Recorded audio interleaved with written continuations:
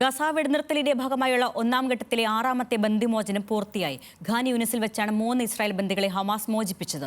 369 Palestine തടവുകാരെ ഇസ്രായേലും മോചിപ്പിച്ചു. നേരത്തെ ഇസ്രായേൽ വെടിനിർത്തൽ കരാർ ലംഘിച്ചു എന്ന് കാട്ടി ഹമാസ് ബന്ദി കൈമാറ്റം നിർത്തുന്നതായി അറിയിച്ചിരുന്നു. മധ്യസ്ഥ ചർച്ചകൾ നടന്ന ശേഷമാണ് ഹമാസ് വീണ്ടും ബന്ദി കൈമാറ്റം എന്ന നിലപാടിൽ എത്തിച്ചേർന്നത്. അമേരിക്ക, റഷ്യ, അർജന്റീന പൗരത്വമുള്ള സാഷ തുഫ്രാനോവ്, സഗുയി ഡെക്കെൽചൻ, യെർഹോൺ എന്നിവരെയാണ് ഖാൻ യൂനിസിൽ വെച്ച് ഹമാസ് മോചിപ്പിച്ചത്. പകരമായി ജീവപര്യന്തം തടവനുഭവിക്കുന്ന 36 പേരുൾപ്പെടെ 369 പലസ്തീനുകളെ ഇസ്രായേൽ മോചിപ്പിച്ചു. ബന്ദികളെ സ്വീകരിച്ചതായി ഇസ്രായേൽ സൈനിക വൃത്തങ്ങൾ ഔദ്യോഗികമായി അറിയിച്ചു. ബന്ദികളെ കൈമാറില്ലെന്ന് ഹമാസ് ആദ്യം നിലപാടെടുത്തിരുന്നെങ്കിലും പിന്നീട് തീരുമാനിക്കപ്പെട്ടതുപോലെ ശനിയാഴ്ച ബന്ദികളെ മോചിപ്പിക്കുമെന്ന് അറിയിച്ചിരുന്നു. ഇത് പ്രകാരമാണ് ബന്ദി കൈമാറ്റം നടന്നത്.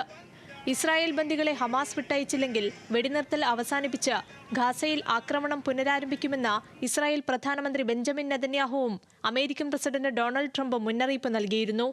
ഗാസ വെടിനിർത്തൽ കരാറിലെ ആദ്യഘട്ടത്തിന്റെ ഭാഗമായി ഇതുവരെ 5 തായ് പൗരന്മാരടക്കം 24 ഇസ്രായേൽ ബന്ദികളാണ് മോചിക്കപ്പെട്ടത്. 1235 പലസ്തീൻ തടവുകാരെ ഇസ്രായേലും വിട്ടയച്ചു.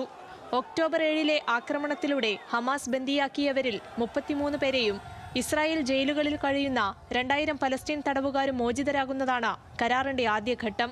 International desk, news Malayalam.